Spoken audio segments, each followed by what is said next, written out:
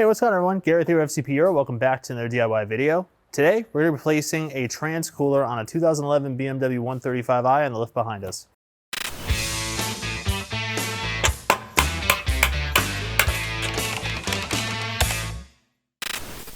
So, in the case of the 2011 135i on the lift behind us, the trans cooler has some external damage to it, which we believe is now a good time to go ahead and replace it.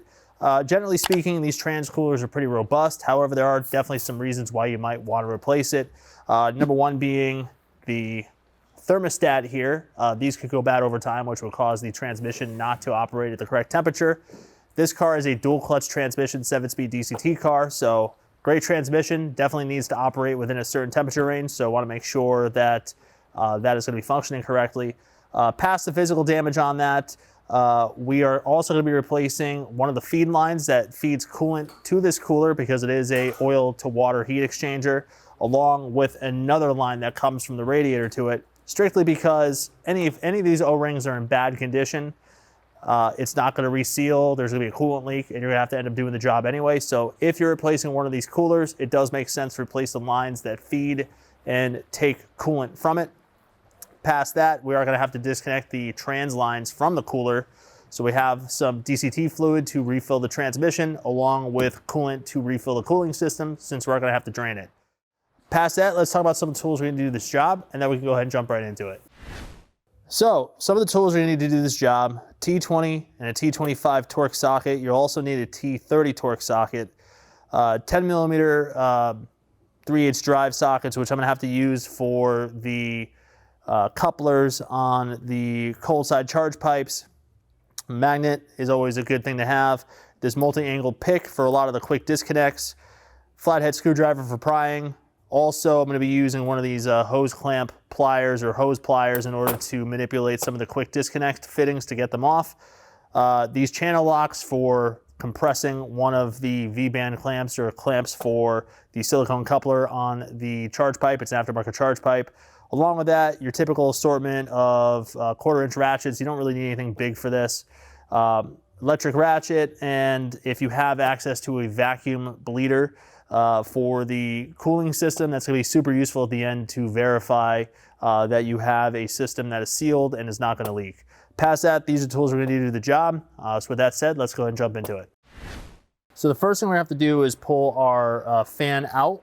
To do that, I need the suction cowl here removed from the top of the engine. So this forward piece is held in with 4 T20 screws.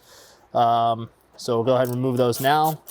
Once the 4 T20s are out, I could pop these off, remove this, and that'll give us access to the top of the fan. The actual cooler itself is secured to the fan with a single T25 screw. So before we even try to pull the fan out, we're gonna have to lift the car up and disconnect the cooler from that.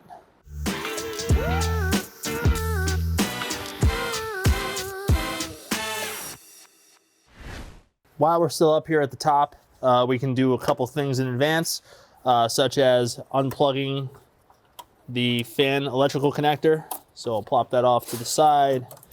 We will also release this expansion tank return line from the top of the fan, and then there's also a 10 millimeter screw down here that secures the fan to the radiator. Here's the T25 that secures the trans cooler to the fan shroud. We'll go ahead and remove that. Now we're going to go ahead and pull our fan assembly up and out. Very important to make sure that as it's coming out, it's not getting caught on like your expansion tank line or anything else. There's not a lot of room for this to come out either. It's really very, very tight fit.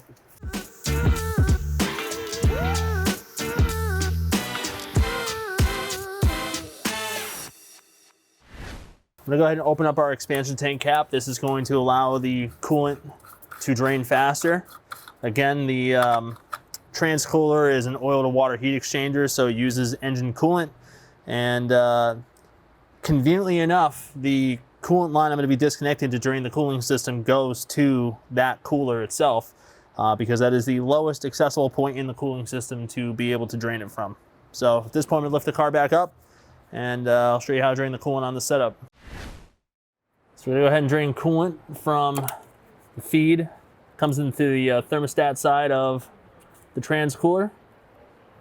And we're gonna pull this clip out. That will allow us to pull the hose off like so. And this line right here is attached to this larger plastic line, the one that we're gonna be replacing. Again, my reasoning for doing so is, yeah, we're pulling out the cooler itself, but the cooling system is sealed with these quick disconnects that have an O-ring on it. And I already know one of these, anytime you touch the trans cooler, it starts dripping immediately because the O-ring doesn't seat properly. So it doesn't really make any sense to go through this effort of, you know, having to refill the transmission and do all of this if you're just going to leave these factory coolant pieces back in, because you're just running the risk of having to redo it all over again if it doesn't reseal. I'm going to go ahead and release this other coolant line from the radiator. It's held on with a 10mm screw, because we're also going to be replacing that as well. Like I said, it does not make any sense to reuse any of these lines. The angle to get to this thing is kind of atrocious though, so using the end of a box end wrench. The charge pipe is in the way, that's mostly the problem. And as much as I would love to remove that to make my life easy, the charge pipe is also a difficulty within its own right. So we're gonna leave that in.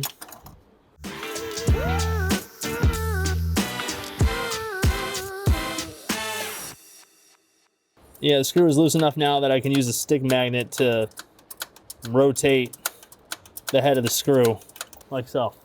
So best way to explain it is it was already loose, so I was just using the end of the stick magnet to basically walk it. Kind of like what I'd be doing with my fingertips, but I just couldn't quite get my fingertips in there, so yeah. You use a magnet to unthread bolts or thread them in sometimes if there's a tight space. My little trick, it works. So go ahead and pull that hose out.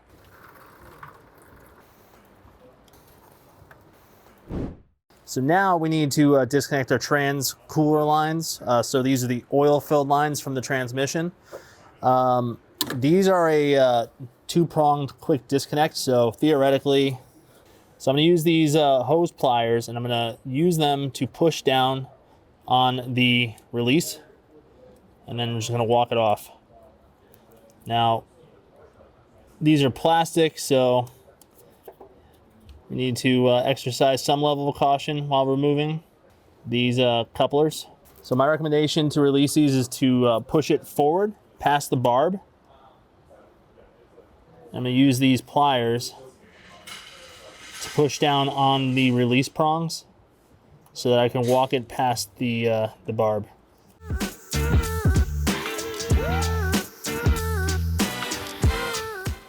There we go. It's one off. Now I'm going to do the same thing for the other one below.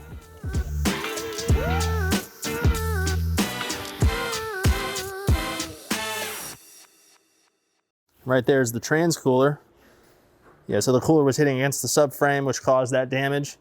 It's pretty significant, so I'm sure there's some internal blockages. Who knows what else is going on in there.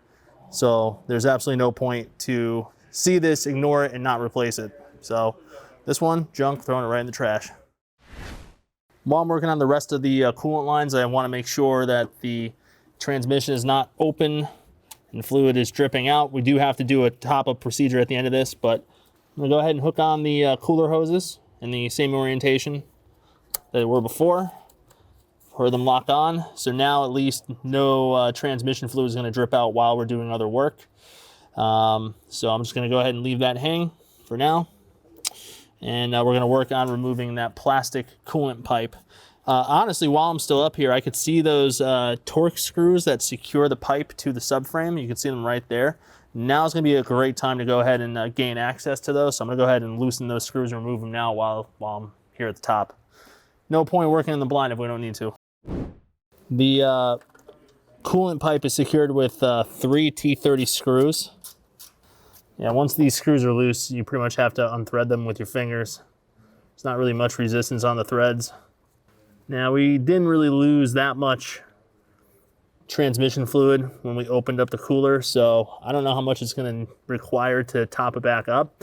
It may not actually require anything to top back up, but we'll do the fill procedure on that once everything is buttoned back up. There's not a ton of room just for you to see it, but there's another T30 here just to the right of the harmonic balancer. So in total, there's 3 of these T30s that secures this plastic pipe to the subframe.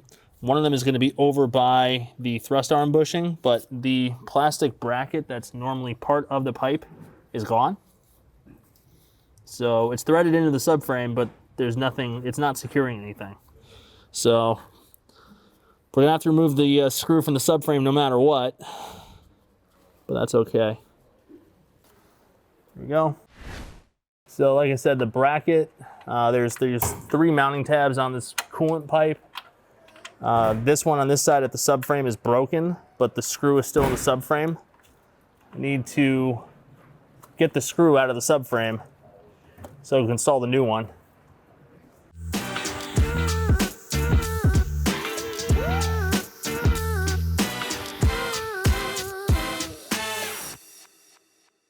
Yeah, so the bracket on the car, or this piece, is missing from the hose. It's broken off.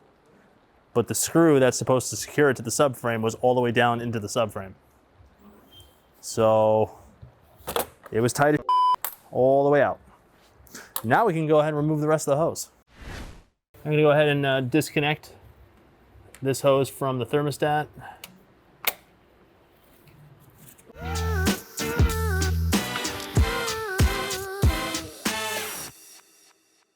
Over here on the left side of the car, the driver's side of the car, if it's a left-hand drive vehicle. There we go. That has popped out, and I'm gonna go ahead and pull the quick disconnect out from this other hose. After that explosive release on the driver's side of the car, left side, we need to finally get to our last connection, which is the bottom of the expansion tank. Yes, the expansion tank feeds all of that. So one more quick release.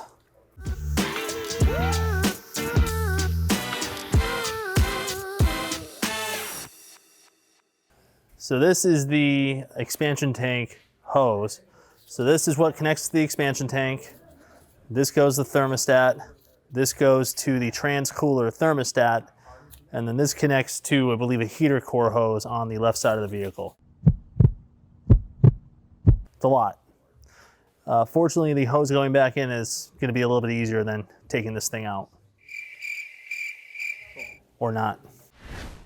Just using a little bit of antifreeze to lube the O-rings to make installation a little bit easier and also to prevent any pinching when this goes to be reinstalled. I'm going to focus on the right side first, so expansion tank, thermostat connection. Once those are in place, I can hook up the trans cooler and then we'll slide that heater core hose on the other side.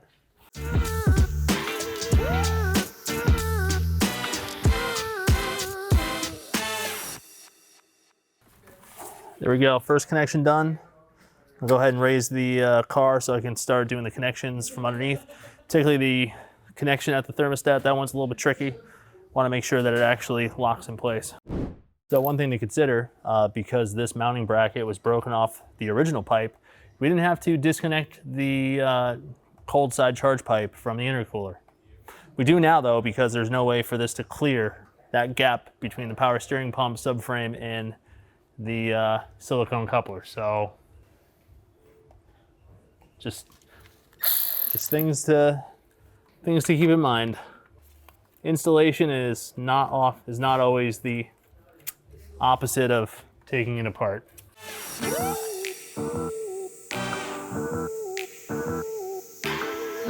While I'm on this side and I could see the other hose and this is nice and loose and I have space, I'm gonna go ahead and click those together and make sure that locks in place.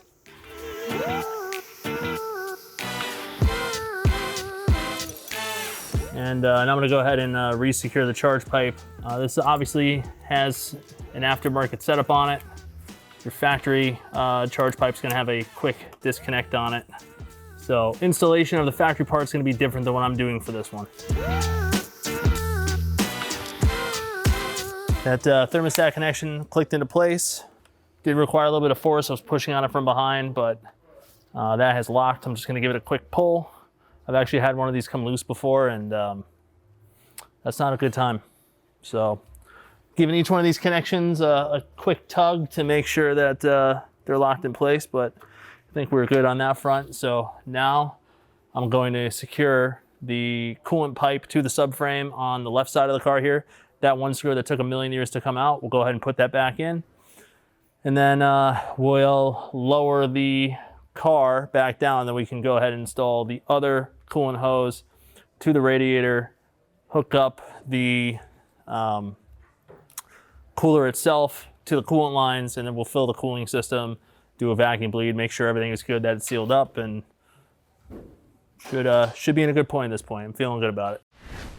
All right, so now that we have an actual mounting bracket over here on the left side, I'm gonna go ahead and install this screw, the one that took us forever to get out.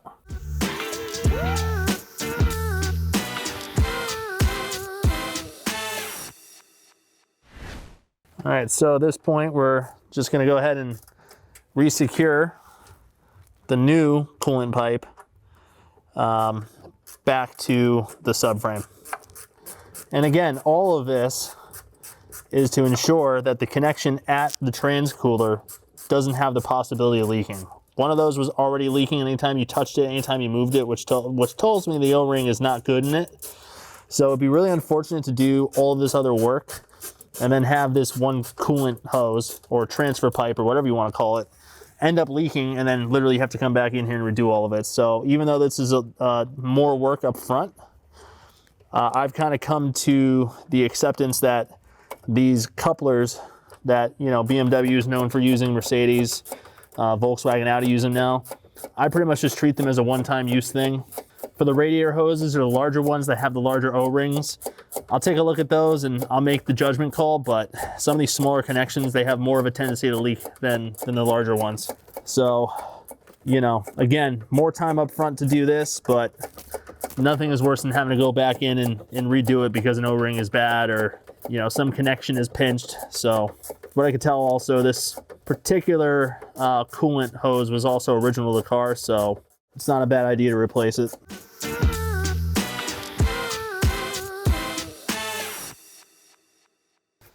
So that is now secured. Now we have our new hose that plops into the radiator on this side. So yeah, the key here is to get that O-ring in first so it's seated. There are some stops on that plastic coupler right there, and then rotate it up against the radiator, and then that's secured with the 10mm screw.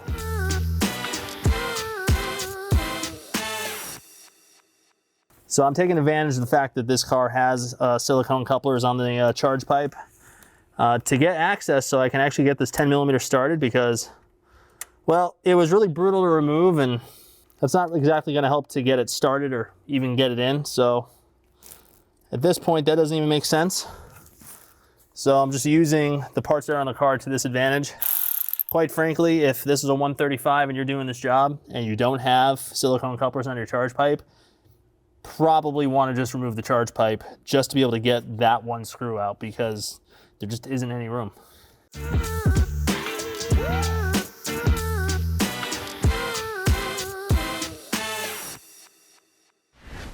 Using antifreeze again to lubricate the O-ring, and then just gonna push it into place so that the quick disconnect locks. And it looks like, yeah, this has to be oriented or clocked.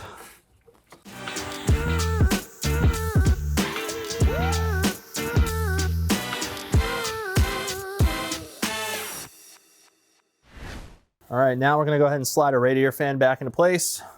Just make sure that it clears the oil cooler lines as it's going down, and also the shape of the radiator cowl makes this a little bit dicey on this particular car.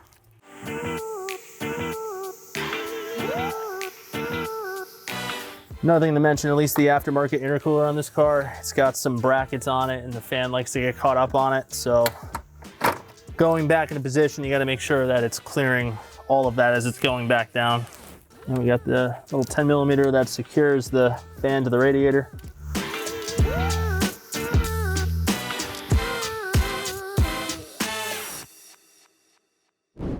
Now we just need to resecure the trans cooler back to the fan shroud with this T25 screw.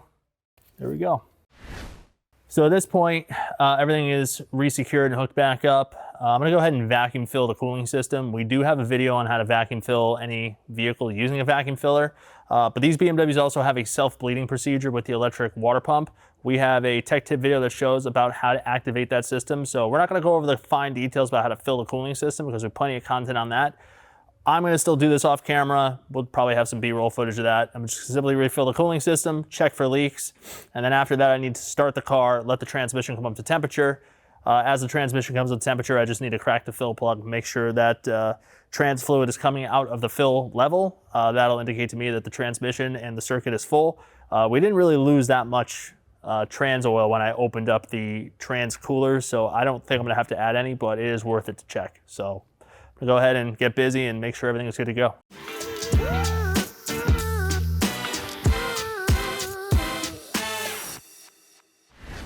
All right, so went ahead and buttoned everything else up. So, you know, fans back in, our suction cowls back in, obviously plugged the radiator fan back in, just made sure all those connections were good to go.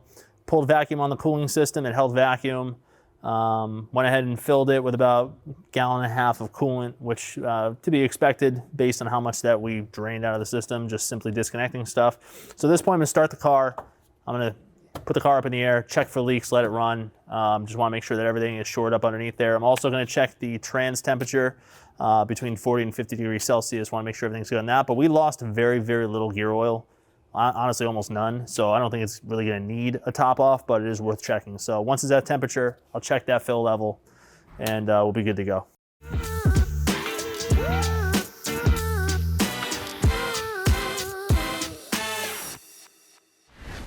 All right, so that's how you go about replacing the trans cooler on a 2011 BMW 135i with the DCT transmission. However, this process would be almost identical for any E82 or E88 1 Series with the automatic transmission. So your 2008 to 2010 135s or 2008 to 2013 135is, they all use the same trans cooler. Really not that many tools required for the job. The only thing that was tough was replacing that coolant feed pipe that sits on the subframe. But again, it's best to replace that while you're doing it because you really can't rely on those quick disconnect couplers or quick connection couplers ever resealing. Sometimes they do, sometimes they don't. It'd be really unfortunate to replace the cooler, do all that work, and then find out you have a leak afterwards. So I went ahead and replaced both of the coolant lines that go to the cooler just to make sure that it's not gonna be a problem in the future. But I hope you learned a lot in this video. If you have any questions or comments, leave them in the comment box below. If you like this video, hit that like button. And we always have a lot of videos on the way, as you know, so definitely want to hit that subscribe button to stay up to date with what we have rolling out. And as always, we'll see you for the next one. Thanks for watching.